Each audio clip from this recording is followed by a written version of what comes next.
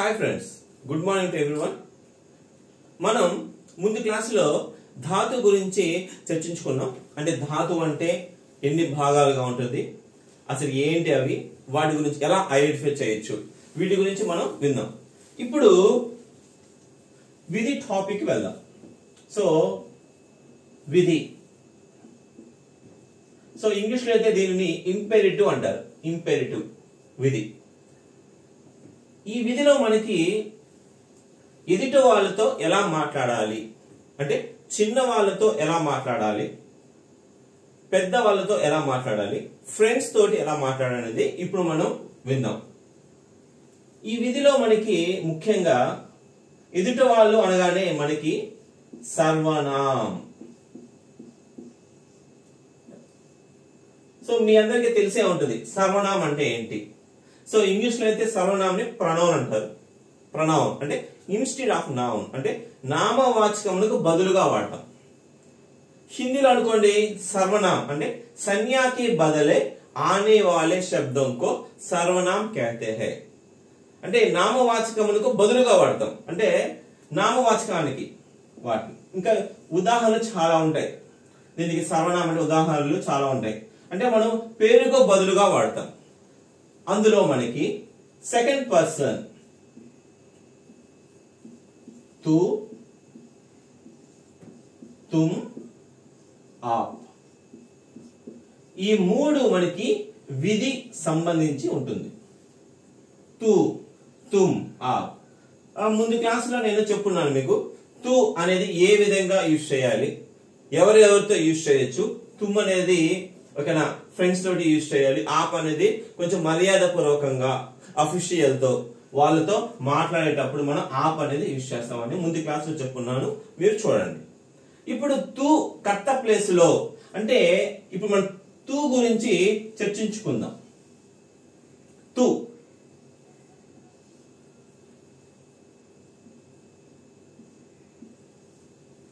ఈ తు అంటే ఏంటి? తు అంటే మనకి నువ్వు అంటారు, లేకపోతే నీవు కూడా అంటారు. నీవు తెలుగులో రకరకాల వాడుతూ ఉంటారు. నువ్వు ఆర్ నీవు, ఏ విధంగా యూజ్ చేస్తూ ఉంటారు. నువ్వు ఆర్ నీవు.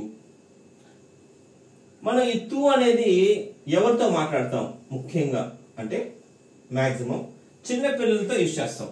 చిన్న పిల్లలతోనే ఈ తు అనేది మనం చిన్న పిల్లలతోనే యూజ్ చేయాలి. ఇస్తేమాల్ కర్నా హై అంటే తు అనేది చిన్న పిల్లలు. ప్లస్ ఆర్డర్ వేసేటప్పుడు కూడా తు అనేది యూజ్ చేస్తాం. ఆర్డర్ వేసేటప్పుడు కూడా ఎవరైనా మనం ఎవరైనా గట్టిగా మాట్లాడాలన్నా కూడా తు అనేది మనం సంబోధిస్తూ ఉంటాం. అంటే ఇప్పుడు మనం సబ్జెక్ట్ ప్లేస్ లో, అంటే కర్త ప్లేస్ లో తు వచ్చినప్పుడు మనము ధాతు మాత్రమే మనం యూజ్ చేయాలి. ధాతు కర్త ప్లేస్ లో తు వచ్చినప్పుడు ధాతు మాత్రమే మనము యూజ్ చేయాలి. ఉదాహరణకి తు గావ్ జా, తు గావ్ జా అంటే చిన్న పిల్లలతో మాత్రమే, పెద్దవాళ్ళతో మనం యూజ్ చేయాలి. చిన్న పిల్లలతో మాత్రమే మనం యూజ్ చేయాలి. చూడండి, నువ్వు గ్రామానికి వెళ్ళు, నువ్వు గ్రామానికి వెళ్ళు అన్నప్పుడు మాత్రమే, నువ్వు గ్రామానికి వెళ్ళు అన్నప్పుడు మాత్రమే తు గావ్ జా. ఫర్ ఎగ్జాంపుల్ నువ్వు బయటికి వెళ్ళు అన్నప్పుడు చూడండి, తు బాహర్ జా, తు బాహర్ జా. నువ్వు ఇక్కడ కూర్చో, తు ఇదర్ బైట్. ఈ విధంగా మనం యూజ్ చేయొచ్చు. ఇక్కడ చూడండి, ఇక్కడ దీని క్రియలు ఏంటి మనకి? జానా అనేది క్రియ, దీని క్రియ కూడా జానా. దీని క్రియ ఏంటి? బైట్నా. ఇప్పుడు చూడండి, జానాలు ధాతు ఏంది? జ. జానాలు కూడా జ. బైట్నాలు ఏంటి? బైట్. ఫర్ ఎగ్జాంపుల్ నువ్వు పుస్తకం చదువు, తు కితాబ్ పढ़, तू किताब पढ़. ఓకే, నువ్వు పుస్తకం చదువు అన్నప్పుడు దీని క్రియ ఏంటి? పడనా. ఇప్పుడు క్లారిటీ వచ్చిందా? అంటే కర్త ప్లేస్ లో తూ వస్తే మనము ధాతువు మాత్రమే యూజ్ చేయాలి. కర్త ప్లేస్ లో కానీ తూ వచ్చినప్పుడు మనము జస్ట్ ధాతు అనేది యూజ్ చేయాలి.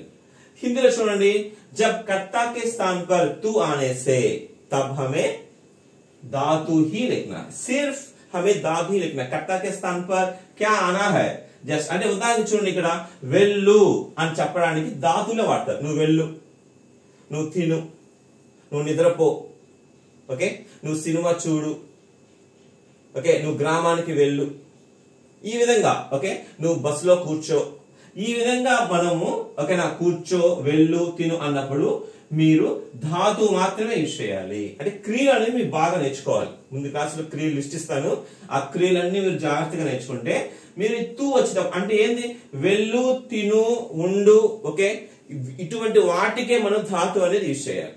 క్రియలు కొన్ని వందలో ఉంటాయి, అవన్నీ మీరు యూజ్ చేసుకుంటే మీరు సబ్జెక్ట్ పెట్టి అంటే తూ అంటే నువ్వు అనేది మీరు ఫ్రేమ్ సెంటెన్స్ అనేది ఫ్రేమ్ చేయొచ్చు. ఏ సెంటెన్స్ అయినా సరే. ఫర్ ఎగ్జాంపుల్ చూడండి, ఇక్కడ నువ్వు డబ్బులు తీసుకో అంటే డబ్బులు తీసుకో అంటే ఫస్ట్ మీకు తీసుకో అన్నప్పుడు మీకు క్రియ రావాలి. తీసుకోవడాన్ని ఏమంటాము? లేనా. ఏ డబ్బులు తీసుకో అన్నప్పుడు ఇప్పుడు చూడండి, ఏ తూ పైసేలే, ఏ తూ పైసేలే, చూసారా, నువ్వు డబ్బులు ఇవ్వు, తూ పైసే దే, ఓకే, నువ్వు కాఫీ తాగు, తూ కాఫీ పీ, ఓకే, ఈ విధంగా మీరు యూజ్ చేసుకోవచ్చు. ప్రతి సెంటెన్స్ అంటే ఏంది, మనం సబ్జెక్ట్ ప్లేస్ అంటే వెళ్ళు అంటే సబ్జెక్ట్ నువ్వు అనే కర్త ప్లేస్ లో నువ్వు అని మాత్రమే వస్తే మీరు ఈ విధంగా యూజ్ చేయొచ్చు. ఇప్పుడు చూడండి, లే, దీని క్రియ చూడండి, లేనా క్రియ, నేను జస్ట్ ధాతుగా రాశాను. లేనా తీసుకోవడం, దేనా ఇవ్వడం, పీనా అంటే తాగడం, చూసారా, తూ కాఫీ పీ, తూ చాయ్ పీ. అంటే చిన్న పిల్లలతో మాట్లాడేటప్పుడే మీరు తూ అని సంబోధించేటప్పుడు మీరు జస్ట్ ధాతువు మాత్రం మీరు ప్రయోగించాలి. Okay, thank you.